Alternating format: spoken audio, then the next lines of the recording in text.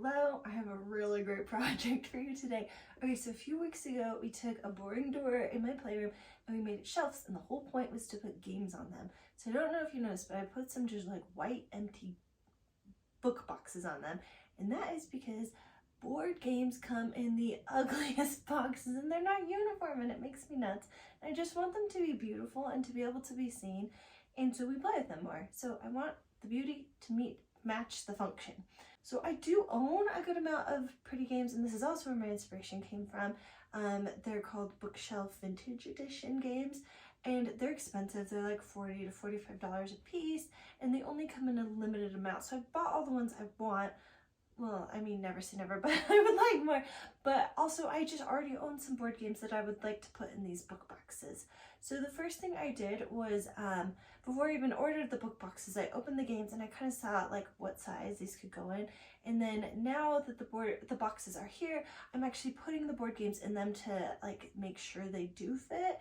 And so that's like the big first step. And each of my shelves is going to have a different color. Like I'm going to do kind of rainbow eyes, so I need to know which shelf I want each book on so I can know what label to put in what color on each book. For all of my books, I ordered these plain white linen book boxes, and the quality is great. There's like a little magnet on the inside, but the white is so boring to me and I don't like it.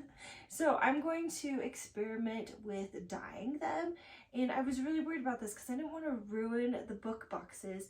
But what ended up working for me is I boiled some water, I put about a tablespoon of dye in it, and then I used a paintbrush to paint on the dye, and I didn't ruin it, and it worked really good. My other option I was thinking about was watering down some paint or using some fabric paint, but this worked so well I didn't need to. I made sure to have a cookie sheet underneath while I was doing it to catch the extra dye, and then I had a thick towel on my table, and that also caught dye, and I'm glad I didn't dye my table because there was a lot of dye. So make sure if you do this, it's nice and thick, that towel, or you do 2 towels. One thing I do wish I had done is flip over the books while they were drying, because some ended up kind of ombre, which looks cool, but I think if I would have flipped them back and forth a few times, the dye would have all like rushed out. So I kind of want my books to look like penguin cloth bound books. I don't know if you've seen them. I have a few. They're actually in a bit of rough shape, the ones I have. But what they have is a rectangle border. They have the name of the book and the author in simple font, so I'll just do the name of the game. And then they also have like a motif that speaks to the book, and so I'll do something that speaks to the game. So I am designing all of mine on the online software PicMonkey. You have to pay a little bit to use it, but I'm used to using it. So that's what I'm doing. I'm making the border, and then I'm adding the name and adding the motif. And it took me probably an hour to make the first one. I was like, oh crap, I have 7 games I need to do. But once the first one was all figured out, I was able to easily like just tweak the first design and switch it out for other things that worked. So it did take some time. I'm going to be cutting all my stuff with a Cricut. So I've saved my game labels onto Cricut Design Space, and the link to that is in my description. So if you're going to make this and you're going to use a Cricut, which is the best and probably only way to make it, then you can use my files if you would like. So now that the design is done, we need to cut the vinyl so that it can be put on the books. So I have one paper mache book that I'm going to use, and for that one, instead of dyeing it, we just painted it. And on that one only, I'm going to use vinyl. And the rest of them, I'm going to use iron-on material. The first thing you need to do is to upload your design into Cricut Design Space. So I saved mine as a PNG from PicMonkey. I upload it onto my canvas, and when you're uploading it, you need to decide which areas are the background. I mean, that's really easy. Any of the negative space you need to click so that those don't get cut. And then you upload it as a cut image and you put it into your Design Space canvas. And it's gonna come up as like a wild size, even though I sized it correctly in PicMonkey. So then I'm just gonna change the dimensions on it so it's perfect. Once the label is in Cricut Design Space and you're happy with the size, I click on Make It, and then you need to decide, are you going to cut it with a mat or without a mat? So for smart materials, you don't need a mat. If you're using older materials and putting it on a mat, you click with a mat. And once you confirm that, you're going to go to the next page to verify the art looks good. And this is where If you're doing an iron-on, you have to make sure to mirror it. So this is going to cut it backwards, so then when you iron it on, it goes on the correct way. For the normal vinyl, you don't need to mirror it. I made that mistake. And then you have to set the base material. So again, you just need to know what you're cutting, and if it's not on the short list, you can click browse all materials and select like the iron-on vinyl or whatever you're doing. And I'm using the holographic vinyl for some and glitter for others, so you just choose the right thing because that's how the knife knows how hard to cut down.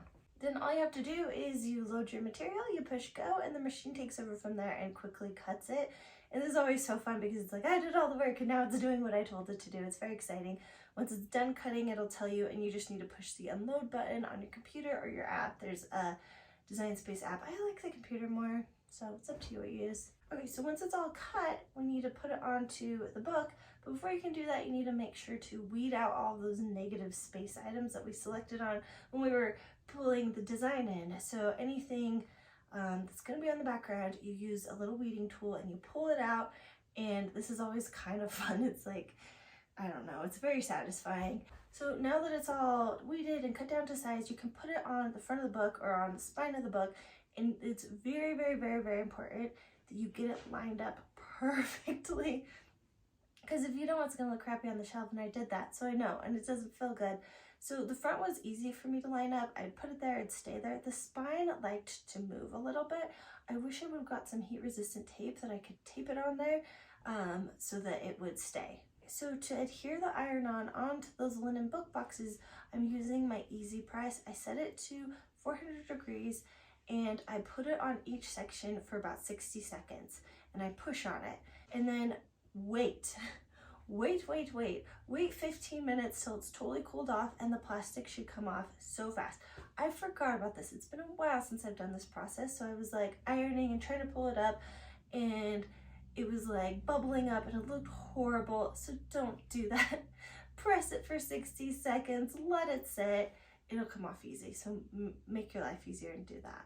So for the vinyl, the process is pretty much the exact same. You're gonna weed it.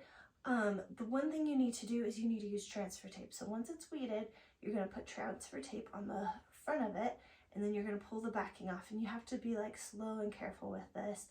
And then you're going to put your transfer tape on top of the paper mache book, and you're going to use something to like push it down really hard. So you can use the tool that comes with Cricut, you can use like a credit card, and then you can pull the plastic off and you'll have a really nice cover. I thought painting the paper mache was easier. The paper mache book was cheaper, but putting on the vinyl was trickier because you had to do the step with the transfer tape, and getting it right took me a while. So it's just up to you which you prefer. So it took me a full day, more than 8 hours, to put the labels on 7 boxes. So I'm not going to tell you that this is a very easy project, but it is slow, and so I just like to be honest with how long it took me that long. But I'm a little bit rusty with Cricut, so if you've done Cricut recent, you could probably do it much faster than I could. But once you have all the labels done, you just put all the stuff in the boxes and it looks great. The only one I have a problem with is the Barbie game, and I love that game, but it's like long, the board. So my husband cut it for me. I was kind of burnt out on this project at this point, so he cut it for me. And I have the Clue game from the Vintage Bookshelf game collection, and so we just looked at how that is. So it's cut for like 2/3 of it all the way through, and then it's scored on other sides so you can be folded down into like sixths. And on one of them we cut it all the way and we just used bookbinding tape to fix it, but if you just score them, that's what we ended up doing on the rest. Like, don't cut it all the way through just so the backing's still on there and it'll fold. It's way better. And when it's all open, even though it kind of looks dumb on the back, it still looks great on the front. So if you have some board games that you can cut down, this is a good hack. Okay, so that's this whole project. I wanted to show you how it looks like with all of them on the shelf. I think it looks so nice. It's so much better than all these misshaped board games. And I really love how the colors look on the shelf. And my son has been playing them more, so that works. So I just think it looks so pretty to look at. And the holographic covers were definitely my favorite. I think they look amazing and they like turned out the best. So if you're gonna buy material for that, I'd probably suggest the holographic because it's really cool. And I matched the color of the vinyl to the color of the book box because that's kind of how the other books did it, and it turned out so nice. So again, like I said, this is a really slow project, but if you want to like spend a weekend making something that like you could have these games for years and years and years, I think it's totally worth it, and I definitely suggest it. Let me know if you ever try it or if you want to try it, and if you have questions, make sure to put in the comment box. I'm happy to answer them. And if you like this project, make sure to give it a thumbs up so I know to make more projects just like it.